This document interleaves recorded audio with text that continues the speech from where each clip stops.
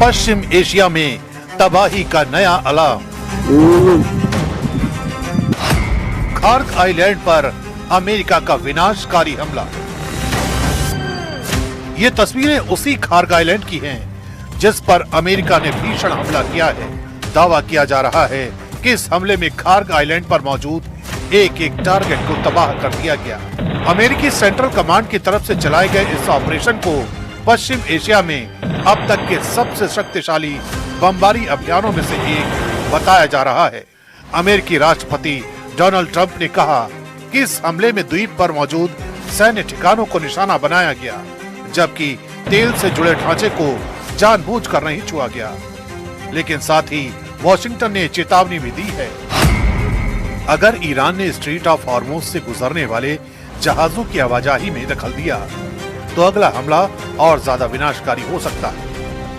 The situation in Iran is going very well. A lot of big hits today, a lot of big wins today, as you probably have heard militarily. And I think it's going very well and very good control. We'll see what's happening with the Straits. They continue to try and sabotage their own country in the Middle East, but it's been very, very strong militarily.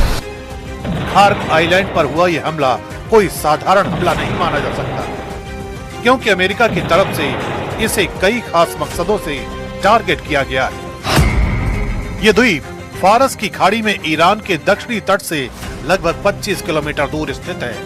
प्रशासनिक रूप से ये Iran के बुशहर प्रांत का हिस्सा है। Kharg island वो रणनीतिक द्वीप है जिसे ईरान की आर्थिक शक्ति की रीढ़ कहा जाता है। फारस की खाड़ी में स्थित ये छोटा सा द्वीप ईरान के तेल निर्यात का सबसे बड़ा केंद्र है।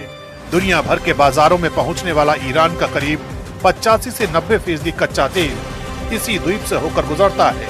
यहाँ विशाल ऑयल टर्मिनल, स्टोरेज टैंक और पाइपलाइन नेटवर्क मौजूद है, जिससे हर दिन लाखों बैरल तेल टैंकरों में भरा जाता है। यही वजह है कि इस इलाके में ईरान ने मजबूत नौसैनिक और मिसाइल सुरक्षा भी तैनात कर रखी है। इतिहास भी बताता है कि ईरान इराक वॉर के दौरान भी इस द्वीप को कई बार टारगेट किया गया था। अब एक बार फिर यही द्वीप पश्चिम एशिया की बढ़ती तबाही का नया केंद्र बनता दिखाई दे रहा है, क्योंकि अमेरिकी राष्ट्रपति डोनाल्ड ट्रंप ने साफ कह दिया है कि ईरान को सरेंडर करना ही होगा। ईरान की सेना और इस शासन से जुड़े लोगों के लिए बेहतर होगा कि वे अपने हथियार डाल दें और अपने देश का जो बचा है उसे बचा लें। ईरान के पास ऐसी किसी भी चीज की रक्षा करने की क्षमता नहीं है जिसे हम निशाना बनाना चाहें। ईरान कभी भी परमाणु हथियार हासिल नहीं करेगा और न ही दुनिया को धमकी देने की क्षमता हासिल कर पाएगा। लेकिन खार्ग आइलैंड पर हुआ यह हमला सिर्फ एक सैन्य कार्रवाई नहीं है, बल्कि पश्चिम एशिया की रणनीतिक तस्वीर को बदल देने वाला संकेत भी माना जा रहा है, क्योंकि खार्ग आइलैंड सिर्फ ईरान के लिए ही नहीं बल्कि वैश्विक ऊर्जा बाजार के लिए भी बेहद अहम केंद्र है। माना जाता है कि दुनिया के तेल बाजार का बड़ा हिस्सा स्ट्रेट ऑफ हॉर्मुज और फारस की खाड़ी से होकर गुजरता है। ऐसे में अगर खार्ग आइलैंड पर तनाव बढ़ता है तो इसका असर सिर्फ ईरान तक सीमित नहीं रहेगा, बल्कि पूरी दुनिया के तेल बाजार और समुद्री व्यापार पर पड़ सकता है। यही वजह है कि खार्ग आइलैंड पर हुआ यह हमला अब पश्चिम एशिया में बढ़ते युद्ध और संभावित वैश्विक ऊर्जा संकट की सबसे बड़ी चेतावनी के तौर पर देखा जा रहा है।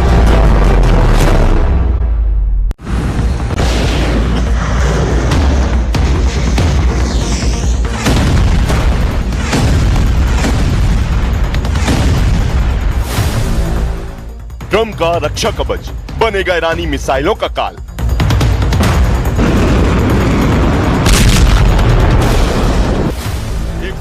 किलोमीटर की ऊंचाई पर ईरानी मिसाइलों को ध्वस्त करने की तैयारी।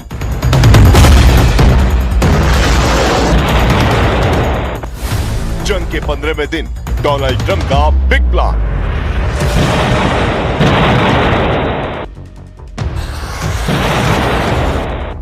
ईरान के साथ चल रही जंग के बीच अमेरिका ने ऐसा फैसला लिया है जिसने पश्चिम एशिया में हलचल मचा दी है। अमेरिका ने दक्षिण कोरिया से अपना सबसे ताकतवर मिसाइल डिफेंस सिस्टम थाड हटाकर पश्चिम एशिया में भेज दिया है। ये वही डिफेंस सिस्टम है जो उत्तर कोरिया की बैलिस्टिक मिसाइलों से दक्षिण कोरिया को सुरक्षा देता रहा है। लेकिन जब पश्चिम एशिया में ईरानी मिसाइलों के प्रहार से अमेरिकी सेना पस्त होने लगी, तब ट्रंप ने अपना रक्षा कवच यानी थार्ड को तैयार करना शुरू कर दिया।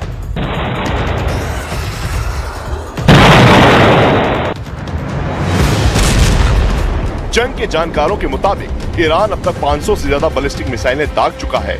इनमें से कई को अमेरिका ने रोका भी है। बावजूद इसके कई मिसाइलें पश्चिम एशिया में मौजूद अमेरिकी ठिकानों को निशाना बनाने में कामयाब रही। यही नहीं, ईरान ने जॉर्डन और संयुक्त अरब अमीरात में तैनात अमेरिका के थार्ड मिसाइल डिफेंस सिस्टम के रडार को नष्ट कर दिया है, जिससे अमेरिकी सेना में हड़कंप मच गया है।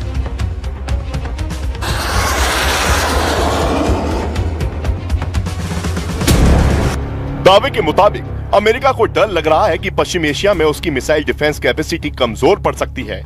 इसलिए यूएस आर्मी ने यह फैसला लिया और दक्षिण कोरिया से थार्ड की बड़ी खेप को पश्चिम एशिया में मूव कर दिया है। थार्ड की इस खेप की एंट्री का मतलब है कि अमेरिका की ताकत में कई गुना इजाफा होना, क्योंकि ईरान की सेना चाहे मिसाइलें दागे, चाहे जितने आत्मघाती ड्रोन छोड़ दे या फिर उसके फाइटर जेट हमले कर रहे हो, दावा है कि थार्ड उन सभी पर मिसाइल दागकर उन्हें जमीन पर पटक सकता है। थार्ड यानी terminal high altitude area defence दुनिया के सबसे एडवांस एंटी मिसाइल सिस्टम में से एक माना जाता है। इस सिस्टम में 6 मोबाइल लॉन्चर होते हैं और हर लॉन्चर में 8 इंटरसेप्टर मिसाइलें लगी होती हैं। दावा है कि थार्ड का रडार 150 किलोमीटर की ऊंचाई पर मौजूद बैलिस्टिक मिसाइलों का पता लगा सकता है और उसे बर्बाद कर सकता है। इसका रडार 1000 किलोमीटर से ज्यादा दूर के ऑब्जेक्ट को ट्रैक करके उसे नष्ट कर सकता है। ये हिट टू किल तकनीक के तहत बिना किसी वारहेड के सीधे टकराकर दुश्मन की मिसाइलों को नष्ट कर देता है। इसके साथ ही इसे ट्रकों के जरिए कहीं भी तेजी से तैनात किया जा सकता है। इधर अमेरिका ने पश्चिम एशिया में ईरान को परास्त करने के लिए थार्ड की तैनाती में इजाफा किया, तो उधर इस फैसले से दक्षिण कोरिया की टेंशन बढ़ गई है। दक्षिण कोरिया को डर है कि अगर उसके यहाँ अमेरिकी डिफेंस सिस्टम कमजोर पड़ा तो उत्तर कोरिया उस पर कोहराम मचा सकता है। लेकिन इस सबसे बेपरवाह डोनाल्ड ट्रंप अब अपना पूरा फोकस पश्चिम एशिया में ईरान से जंग जीतने में लगा चुके हैं। इसलिए ट्रंप खाड़ी देश में अपनी सैन्य ताकत को बढ़ाने में ध्यान दे रहे हैं। पश्चिम मीडिया की एक रिपोर्ट के मुताबिक अमेरिका के करीब 2500 अमेरिकी मरीन सैनिक युद्धपोतों के साथ पश्चिम एशिया की ओर बढ़ रहे हैं। अमेरिकी जहाज यूएसए त्रिपोली और उससे जुड़े युद्धपोत भी ईरान की ओर रवाना हो चुके हैं। The situation in Iran is going very well. A lot of big hits today, a lot of big wins today, as you probably have heard militarily. And I think it's going very well and very good control. We'll see what's happening with the Straits. They continue to try and sabotage their own country in the Middle East, but it's been very, very strong militarily. अमेरिकी सैन्य अधिकारियों के मुताबिक इन जहाजों को Iran के नजदीक पहुंचने में 1 हफ्ते से अधिक समय लग सकता है। इस बीच अमेरिकी नौसेना के कई जहाज पहले से ईरान के पास समंदर में तैनात हैं, जिसमें अरब सागर में मौजूद बेड़े में यूएसएस अब्राहम लिंकन और कई विध्वंसक जहाज शामिल हैं। ऐसे में अगर यूएसएस त्रिपोली इस बेड़े में शामिल होता है तो अमेरिका की ताकत कई गुना बढ़ जाएगी।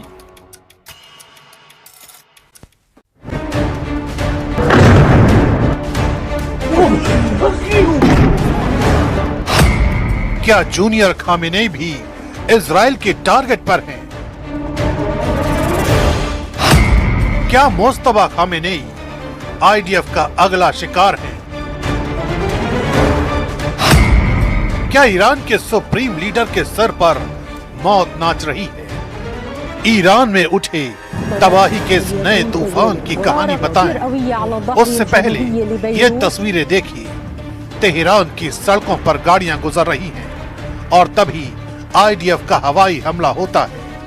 ये मिसाइल हमला तेहरान में तैनात बासिज यूनिट को टारगेट करके किया गया है। इस वीडियो को जारी करते हुए आईडीएफ ने लिखा है, दमनकारी ताकतों के ठिकानों को चुन चुन कर खत्म करेगी। ईरान में बासिज यूनिट की बड़ी भूमिका मानी जाती है। ये ईरान का अर्धसैनिक स्वयंसेवी बल है जो सरकार के नियंत्रण में रहता है। विरोध प्रदर्शन को दबाने और आंतरिक सुरक्षा अभियानों में इसकी सक्रिय भूमिका होती है। ये यूनिट IRGC के अधीन काम करने वाली ताकत है। देश भर में चेक पोस्ट, निगरानी, सुरक्षा अभियानों में 32 यूनिट की तैनाती होती है। यही वजह रही कि खुफिया जानकारी के बाद आईडीएफ ने 62 यूनिट के काफिले को बीच सड़क पर सटीक टारगेट से उड़ा दिया। लेकिन इन हमलों के बीच नेतन्याहू के एक बयान ने पश्चिम एशिया में नया बवंडर ला दिया है, क्योंकि जिस तरह इजराइल और अमेरिका ने ईरान के सुप्रीम लीडर को खत्म किया, ठीक वैसी ही प्लानिंग इस बार मुस्तफा खामेनेई को लेकर चल रही है। और ऐसा इसलिए क्योंकि इजराइल के प्रधानमंत्री बेंजामिन नेतन्याहू ने जिस तरह का बयान दिया है, उसने इस आशंका को और गहरा कर दिया है कि आने वाली कोई भी घड़ी जूनियर खामेनेई के लिए आखिरी हो सकती है। नेतन्याहू ने कहा कि वो किसी आतंकी संगठन के नेताओं के लिए लाइफ इंश्योरेंस पॉलिसी जारी नहीं करेंगे। उनके इस बयान से साफ माना जा रहा है कि अगर जरूरत पड़ी तो इजराइल ईरान के शीर्ष नेतृत्व को एक बार फिर अपने निशाने पर ले सकता है। यही वजह है कि तेहरान में जूनियर खामेनेई का सुरक्षा घेरा पहले से कहीं ज्यादा सख्त कर दिया गया है। We are not waiting. We are initiating. We are attacking. And we are doing so with a force the like of which has not been seen before. I have added another goal, to create the conditions for the Iranian people to overthrow this terrible tyrannical regime. To create conditions doesn't guarantee that it will happen, and I told them just now, in what I said a moment ago. I said, it's up to you. It depends on you.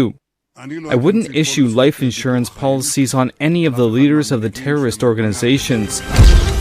Netanyahu ने Mustafa Khamenei को सीधे तौर पर IRGC की कठपुतली तक बता दिया। उनका दावा है कि ईरान की असली ताकत अब IRGC के हाथ है और नया सुप्रीम लीडर उसी के सहारे सत्ता चला रहा है। नेतन्याहू ने यहाँ तक कहा कि इजरायली हमलों के बाद ईरान की हालत ऐसी हो चुकी है कि उसका शीर्ष नेतृत्व खुलकर सामने आने से भी बच रहा है। ये बयान केवल राजनीतिक हमला नहीं माना जा रहा, बल्कि इसे मनोवैज्ञानिक युद्ध का हिस्सा समझा जा रहा है। אזרחי ישראל, אחיי ואחיותיי, אנחנו בימים היסטוריים, ימים שירשמו בתולדות ישראל. במבצע שאגת הארי, השאגה שלנו הולכת ומתגברת. אנחנו קודשים את משטר הטרור באיראן. אנחנו פוגעים וקודשים את עושה דברו, החיזבאללה בלבנון. वैसे भी मीडिया में आई खबरों के मुताबिक मुस्तफा खामेनेई को घायल बताया जा रहा है। वो अभी भी ईरान की जनता के सामने नहीं आए। हालांकि ईरान के सरकारी चैनल के हवाले से उनके संदेश जरूर पहुंचाए जा रहे हैं। آیت‌الله سید مجتبی حسینی خامنه‌ای و نیازمند استعانت از حضرت حق و یاری مردم خواندند و با تأکید بر نقش تحسین برانگیز مردم در تضمین नेतन्याहू का दावा है कि लगातार हमलों के बाद ईरान अब पहले जैसा ईरान नहीं रहा। उनके मुताबिक इजरायली हमलों ने ईरान के कई अहम सुरक्षा और सैन्य ढांचे को भारी नुकसान पहुंचाया। लेकिन बड़ा सवाल अब भी वही है, क्या इजराइल अपने इस अभियान को आगे बढ़ाकर सीधे ईरान के शीर्ष नेतृत्व तक पहुंचने की कोशिश करेगा? अगर ऐसा हुआ तो ये केवल एक सैन्य कार्रवाई नहीं, बल्कि पश्चिम एशिया की राजनीति को हिला देने वाली घटना साबित हो सकती है। और इसी वजह से दुनिया की निगाहें अब तेहरान पर टिकी हुई हैं।